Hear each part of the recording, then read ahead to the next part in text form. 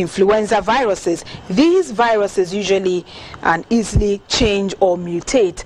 Adults usually have stronger immunity than children. In this case, a statement from the Ghana Health Service says it could be easily transmitted through droplets from infected persons through cough or sneeze. Symptoms of H3N2V include fever with cough and runny nose. Other possible symptoms are body aches, nausea, chills, vomiting or diarrhea.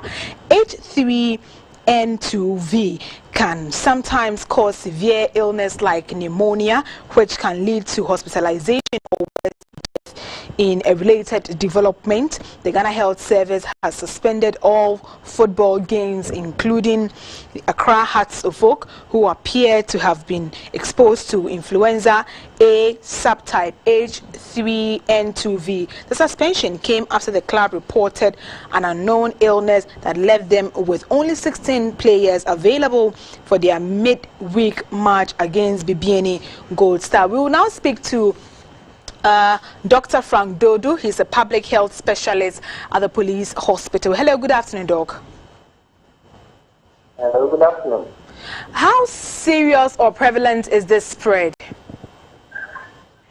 All right, so for the H3N2 virus in Ghana, it hasn't been too common, but it is known to spread in other countries. But because of this rare case, when it happens condition, it seems to be an outbreak.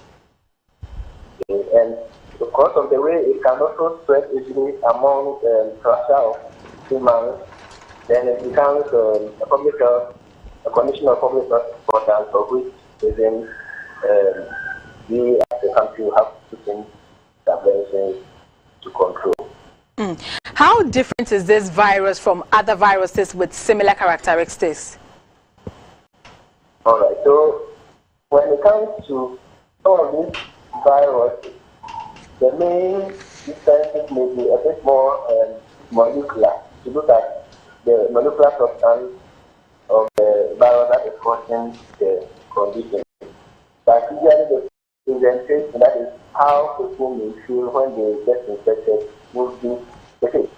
So what will bring about the difference when you have done your investigation and diagnosis, then you'll be able to isolate the specific virus that may be causing the condition. And in that case, when you're able to isolate, you may be able to identify that the mode of transmission from one person to another, or even from an animal to human, may differ. And then also, the treatment that you may have to institute may also differ from one virus. And sometimes the severity of the condition that may be caused by one virus may differ from another. So that's generally what things about the difference. Do we have any known treatments for this kind of virus? Okay. So as far as treatment is concerned, usually we do what we call a supportive treatment. So we try to control your symptoms and then keep your period of time. So there are no specific ones. I mean, some medications are in trial, the antiviral medications may be in trial, but usually the mainstay of treatment is to support the immune system to build its capacity so to be able to control. That usually happens with most of these influenza like virus and the conditions to come. Very well. The Ghana Health Service is cautioning Ghanaians to be on the alert. What should we look out for? So usually it's the symptoms that may alert all of us. And I noticed that in your intro you mentioned some of the symptoms. You have to look out for the dose. Then again, you also have to look at cluster of infections. So if you have a number of people from a certain group who are all, it should alert us. Okay, and then as you also mentioned in your intro, the natural environment where the virus is moving in the state. Okay, so that if you know of people who are having some exposure animals, and then they are all seeing the system, then you should alert us. And the prevention is very crucial. Prevention is very crucial, so that if you are alerted, then you can help in isolating those people. Okay, once you isolate them, then you can human to human transmission. So those are the mainstays. That's what we should all try to do. Make sure that when we sense any of these symptoms, we quickly have to report it so that various investigations can be done. Then if you need to immediately isolate those people, control. Much, Dr. Frank Dodu. Dr. Frank Dodu is a public health specialist at the police hospital. We will go to Nkranza now, where residents in that part of Bono East say being prevented from giving more information on the circumstances that led to the death of Albert Donko and Victor Kwejo Owusu is likely to impact negatively on the ongoing investigations. The residents allege in an interview with GBC News that the youth who registered their displeasure through the media about the circumstances that led to the death of Mr. Albert Donko and Victor Kwejo Owusu have been arrested. Our Bono regional correspondent Samuel Ayama has more in this report. Following the death of Albert Donko after he was picked up on the night of 25th April 2022 and the clashes between the youth of Nkranza and the Ghana Police Service on 17th May 2022, that also led to the death of Victor Kwejo Owusu. Residents in Nkranza say they are still living in fear. The town is now absolutely peaceful. Most of the residents in the township are now attending to their normal activities as expected. Some of the residents spoke with GBC News. This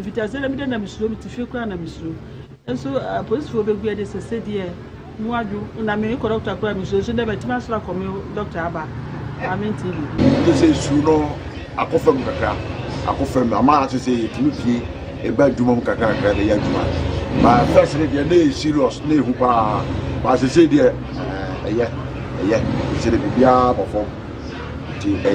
Because I'm painful, ma. Obukuswa Casantin himself. I said, Benfone Arofono Betma Casa, Asia, Akasama, Afubia, Abem. The process we have done Nipano and you, Okamokia, AJ. The answer, Omobia, Kumatoni, and National. The current situation is very peaceful in Nkranza here. But the situation whereby we are afraid is the policemen. They are plenty. You see, when at the end of the day, you see them walking around with guns. So we don't know why they are still here plenty like that. So we plead for you, media man, to tell the government so that you can even give us a policeman, small one, so that they will go around.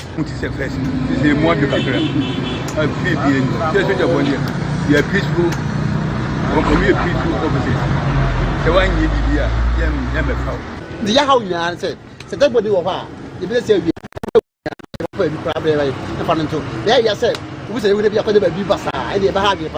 police visibility in the Nkranza township has currently reduced. Most of the residents are now attending to their normal activities. Peace and calm is gradually returning to the Nkranza township. For GBC News, Samuel Ayama, Nkranza. Still on matters arising in Nkranza, panelists yesterday on Talking Point called for a critical look at how the police are trained to respond to crisis situation.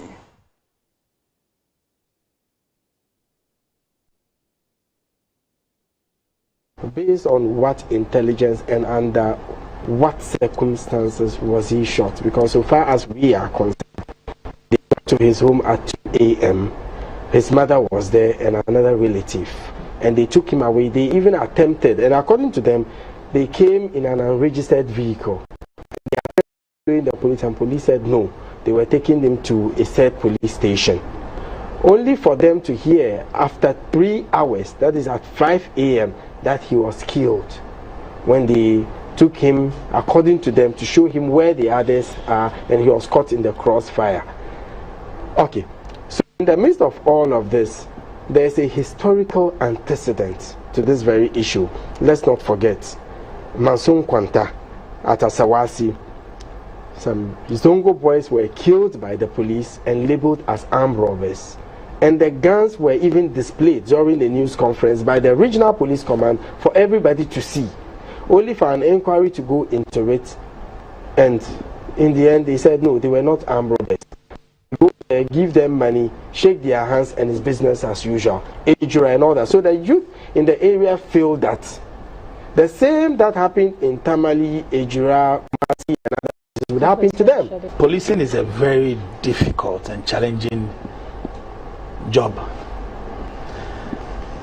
but the use of force is a highly regulated aspect of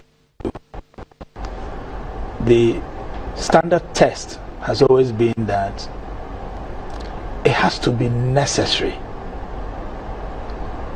and in determining when this is necessary, the police has to justify that the presence of the youth or some members of the youth posed a threat to the lives of the police officers. In Nkuranza, was that necessity there? Were the youth armed? Did they pose a threat to the police? Because I don't see how the police should be responding to pelting of stones with using of live bullets. That would be a disproportionate use of force, and it would definitely now undermine the first, the second criteria of the standard test in the use of force. So it is up to the police, to justify that, look, it was necessary for us, and that the force we use was proportionate to the threats that we're confronted with. And so therefore, based on the evidence that the police will present to us, and I'm hopeful that all these information will be known, but it has to be made clear that it is important to determine what is proportionate and the necessity. To help us examine the need for an independent investigation into the Nkuranza incident is Dr. Vincent Ajahili Mensah. He is a security analyst and a senior lecturer at the University of Education, Willimba. Hello, good afternoon, Doc. Good afternoon. Thank you very much for joining us. There are calls for an independent body to investigate this matter. Which body is the most ideal to carry out such investigations? Well, thank you. That's always been a difficult question to answer in Ghana, because elsewhere what is done is that there is an independent body that oversees the activities of the police. But in Ghana, we don't seem to have that. In place of that, we established the Police Professional and Intelligence Bureau, which has not been able to do or deliver the way that we wanted it to deliver. So I think it's about time we begin to ask for that independent body to be established that can really question the activities of police and ensure that we get justice from police actions. In the absence of that, as I said, PIPs will not be able to deliver because there is a feeling of conflict of interest. Right now in Ghanaian society, people think that when there is an issue against the police, they try to cover up through a code of secrecy and try to delete evidence. So PIPs cannot do that work. What is left is the question of a commission of inquiry, which we have seen in the recent past have not been able to deliver satisfactorily to the Ghanaian people. So that's also another option. I've heard of Shraj being mentioned.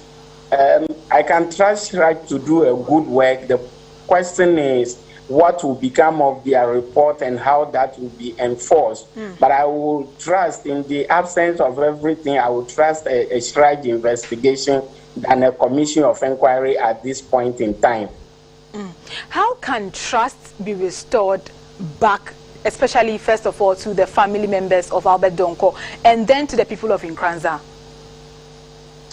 So the question is, how do we build trust? What are some of the things that build public trust in the police? The first is consistency, fairness, and procedural justice, which we don't seem to be getting. So if you use that criteria, trust will not be built. Transparency, as alluded, as you see a lot of issues related to the police, that transparency hasn't worked. One of the key items for building police and community relationship is to involve the youth. Now, if you look at the actions that are happening, it's like police clashing with the youth rather. Accountability is a problem. So, and then the last one that I will mention is that when things happen like this, police are supposed to take responsibility, issue clear statements, and admit where there have been biases, where there have been unprofessional conduct, and take action against the offending officers. That we are not seeing. So if you like, it's going to be really, really difficult to build trust again. I think that the number one thing is for the police top management to visit the community, have some conversation with the opinion leaders and the family, express remorse at what has happened, and then assure them that they will take action that is necessary to bring justice to the family. The problem is we have a lot of evidence that police have failed in that respect. So the question will be if the family will take their words for it, if the community will take their words for it. Ejura is hanging, other places are hanging. So, but you can't throw the baby away with the water. So police still need to go there. The IGP need to lead a delegation there to have conversation with the people, admit that things are not going well, and give assurance to Ghanaian society about what is possible to do. But I think that going forward, police need to enter into situations as police professionals, not just as people in uniform. They should dress properly for every situation. I think it's becoming too much that police are not dressing properly for the different scenarios that they know their work requires them to act in. Dr. Jahili Mensah, residents are complaining, and residents are complaining that the police presence, the numbers are just too much. In your opinion, as a security analyst, so? Well, the police presence will have to be calculated, and the calculation should be that it is necessary. If it is not necessary, then it becomes intimidating. So if you flood a place with too many police officers, you scare the people. It's as if the people have done something wrong. It's as if you are intimidating them. It's as if you are imposing certain things on them. It's as if you are taking away their freedom. They will not be able to do certain things, pass certain places. Because once there is presence, there are barricades of different places. There are monitoring of people's movement, gathering, and all that. It leads to further suspicion. So I think that Ghanaian police should begin to use intelligence-led policing rather than the physical presence of police that are intimidating to people. I think right now what you are doing is as if you have done something to me that hurt me, and when I'm thinking of expressing my grievances, you are also bottling me up that I cannot express my grievances. That will further deepen the distrust and create antagonism towards the police. So I think police should have to calculate this carefully and come to a more reasonable conclusion. Thank you very much for your time, Dr. Jahili Mensah. We are very, very grateful. Still on security, the Deputy National Security Coordinator, Mr. Edward Kweku Asmani, has shared some notes on the various forms that terrorists use in their operations. During a press briefing by the Ministry of National Security, Mr. Asmani urged the public to be on the lookout for such suspicious and questionable characters in neighborhoods. The nature of the threat is such that it's not conventional warfare. They don't come in with APCs and fight. They come in all forms. It could be your pastor in the church, a cleric in the mosque, individuals coming in as CSOs purporting to do community work. That means that we all have to be vigilant. Also, we know that the terrorists want access to the sea. The nature of the various attacks we've also had in the sub-region indicates that wherever they go, there's some form of mineral or natural resource there, particularly gold. So the question therefore is, if they attack cities in towns in Burkina Faso that has gold deposits, clearly Ghana would be an interest. This has been the pinnacle of the southward drift of the terrorist. We are clearly therefore a target. And that is why we are here today to seek the support of Ghanaians. That you need to help the security and intelligence agencies. You need to report any suspicious activity that you see. We are in the situation, but we need the help of everybody in our jurisdiction. Terrorist attacks now wreaking havoc on some African countries. The government has been cautioned to tackle youth unemployment with urgency, as terrorist organizations can lure the unemployed youth into their groups. While speaking on GTV Breakfast, the regional coordinator of the Commonwealth Alliance of Youth Entrepreneurs West Africa, Mr. Bernard Odro Taki, commended the government for rolling out strategies to tackle terror attacks. He, however, said it is essential to deal with unemployment, which has moved from a socio-economic problem to a security problem. The chance of Ghana being battled with terrorism is around 58%. Likewise, all the other ECOWAS sub-region. ECOWAS is exposed to 58%. The research we are doing, we are looking at the deliverable, the indicators. What are the things that prepare people to say they want to join you? Number one is growing teeming unemployment. Because when people finish school or they don't finish, they don't get job, they are hopeless. And when these people show up in their country, the propensity for them to join is high. So idle youth, idle hands. Exactly. And if you look at most advanced countries whereby people can easily find jobs, you don't get people joining this group easily. So if the government in West Africa, ECOWAS sub-region, are listening and watching us today, there's a growing trend in terrorism because of the growing teeming youth unemployment. Because most people are enticed, because people are paid $20,000, $30,000 a month. Some are paid in dollars. People finish University of Ghana, KNUST, Legon, UCC, Winneba, they sit in the house for tens of years and months, they get no job. Carefully, if people own up to them and say that, okay, we want to recruit you to be a coordinator for ISIS for West Africa, and we are paying you $15,000, it will take angels to resist that. It will only take angels. So if the government is watching us, it is good you put together national strategy policy to counter terrorism. But the number one proximate cause to fight is growing youth unemployment. Let's get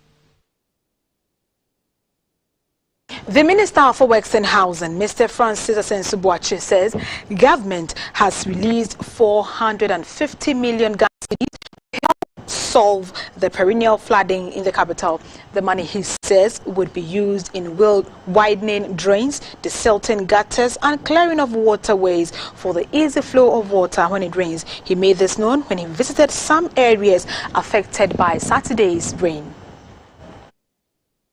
Some of the areas visited include Odona Garages, Kwame Nkrumah Circle, Adabraka, Teshi Bush Road, Greda Estate, Nungwa A-Life, Tema Community 5 and its environs.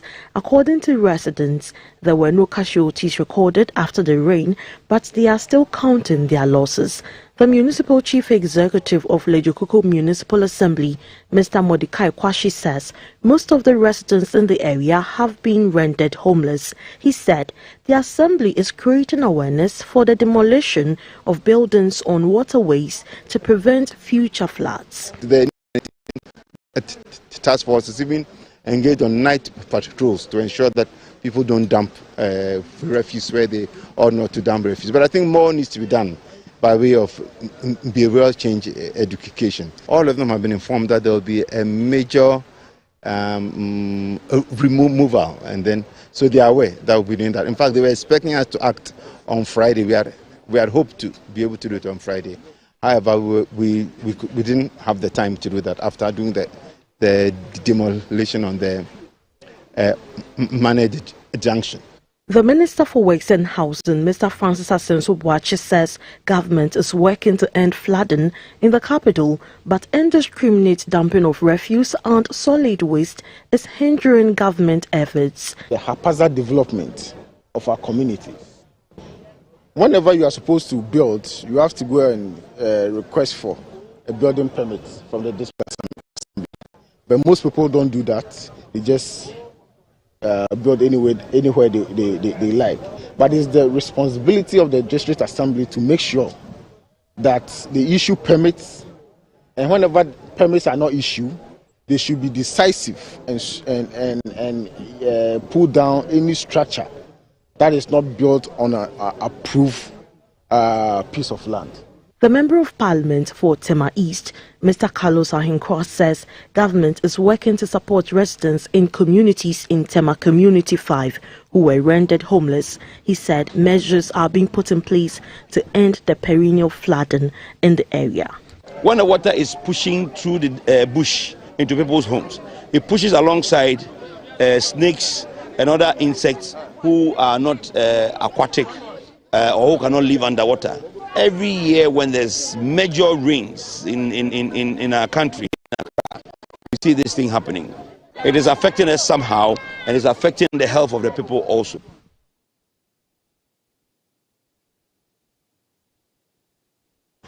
Flooding in parts of the capital has become a normal occurrence whenever it rains.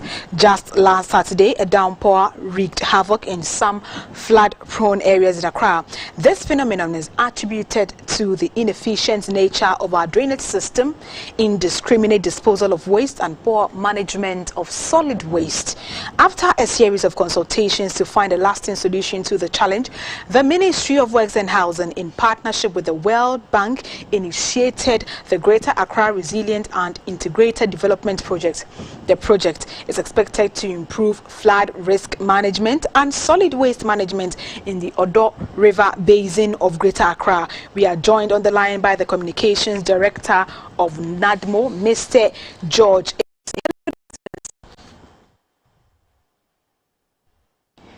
Mr. Isi, good afternoon. Well, if you can hear me, flooding in Accra is almost a common thing with the slightest downpour. What is the Garrett project and what is it supposed to do?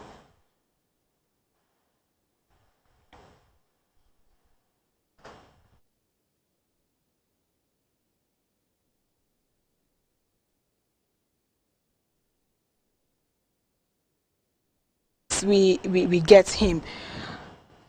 Mozambique's President Felipe Nyusi has arrived in Accra for a 4-day state visit. The visit of President Nyusi is expected to strengthen the bilateral relationship between Accra and Maputo. High on the agenda of President Felipe Nyusi's visit to Ghana will be high-level bilateral and investment discussions between the two governments, press conference, and a visit to the African Continental Free Trade Area Secretariat in Accra. Accra and Maputo are members of the Commonwealth, an organization that was formed with former British colonies. Although Mozambique was not a British colony, it decided to join the organization because of its strong ties with neighboring countries that were colonized by Britain. On the energy front, Ghana joined the oil-producing countries in 2010, and it was that same year that Mozambique discovered natural gas in vast quantities, which led to an investment of $20 billion in 2019 by Total Energies.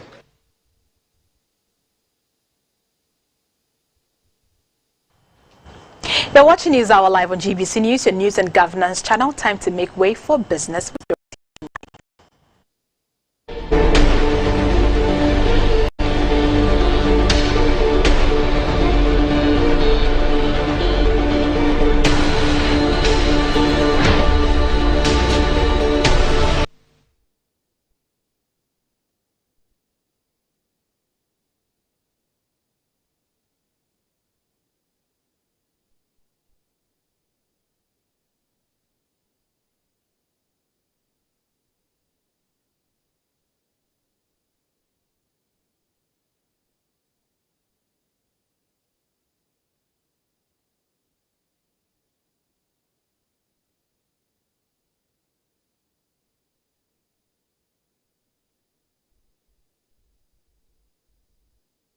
Good afternoon and welcome. Time now segment with me, Dorothy Ajamine. To tame the inflationary pressures, the Monetary Policy Committee of the Bank of Ghana has increased the policy rate by 200 basis, that is from 17% to 19%. The governor of the bank, Dr. Ernest Addison, said the risk to inflation is on the upside following the fuel and food price hikes due to internal and external factors, including the zero COVID-19 policy by the Chinese government and the invasion of Ukraine by Russia. The second round effects of these administered price adjustments would further amplify inflation pressures in the outlook. These considerations show that with the strong rebound in growth and the closing of the negative output gap, the balance of risk is clearly on inflation. The MPC took the view that it needed to decisively address the current inflationary pressures to re-anchor expectations and help foster macroeconomic stability. On the basis of the above assessment, the committee decided to raise the policy rate by 200 basis points to 19%. The African Development Bank has committed to mobilize more funding to help member states to mitigate and adapt to the impact of the climate change. President of the bank, Akinwumi Adesina, said the bank is raising $25 billion in climate finance to help build resilience in African countries. Mr. Adesina was speaking at the opening of the bank's 2022 annual general meeting here in Accra. Annual meetings will be focusing on the theme achieving climate resilient and just energy transition. As you know, the climate change is an ever-present existential threat to Africa. From floods and cyclones, extreme weather patterns are devastating African countries. 9 out of 10 of the most vulnerable countries to climate change in the world are in Africa. Developed countries promise to provide developing countries with $100 billion a year to allow them to adapt to climate change. The only promises that matter are the promises that are kept. The developed countries need to move that. On climate change, we have doubled our finance for climate to $25 billion by 2025. You're still watching the business segment of News Hour. The 6th Ghana International Trade and Finance Get Fit Conference has opened here in Accra. The two-day event is to provide an up-to-date understanding on the effectiveness and efficiency of digital payment money transactional penetrations in Africa. The Chief Executive of GetFig, Mr. Selassie Kofi Akom, said the conference will also discuss digital trade, cross-border payments and settlements. We at the Ghana International Trade and Finance Conference strongly believe that a successful patronage of the AFCFTA within ourselves as Africans will determine the success of the entire agreement. This will largely be dependent on gross sensitization and advocacy among member states, headed by our various political heads. So far, there are strong indications to show the commitment of our various political heads across the continent. The 6th conference will this year consolidate the conversation from the 5th conference on the African Continental Free Trade Area, AFCFTA, and the role of local governance with extensive sensitization, education, and preparing the minds of the business community within our metropolitan, municipal, and district localities. Focus will be on the newly launched Pan-African Payment and Settlement System by the Afri-Exim Bank, i.e. the PAPS. After political independence, today, Africa has agreed to close in with economic independence with a single market.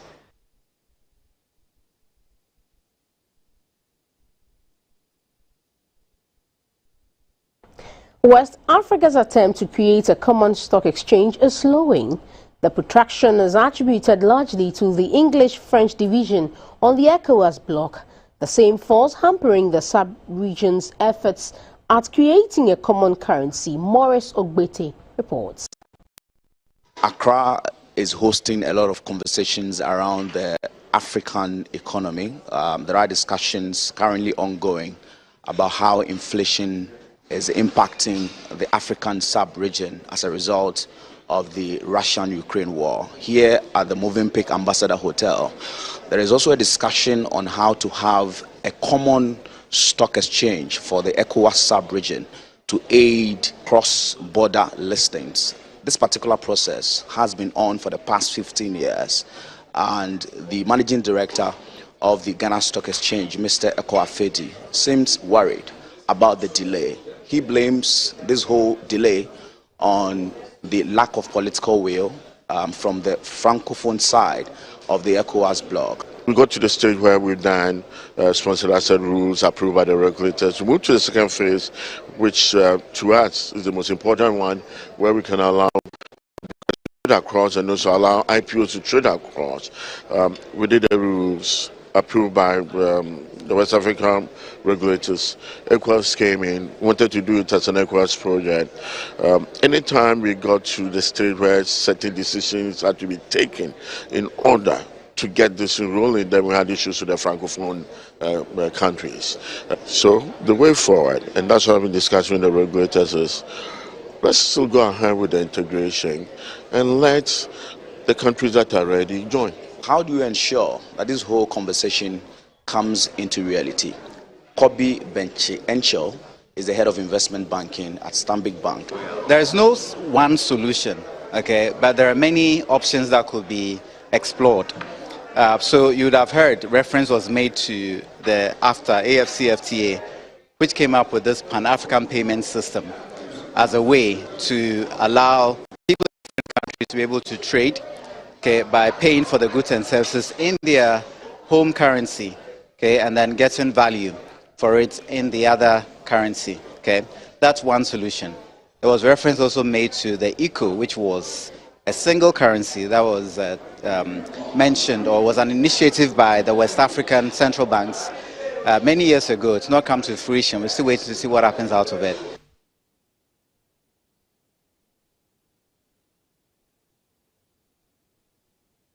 From the interbank markets, let's have the performance of the local currency and some commodity prices.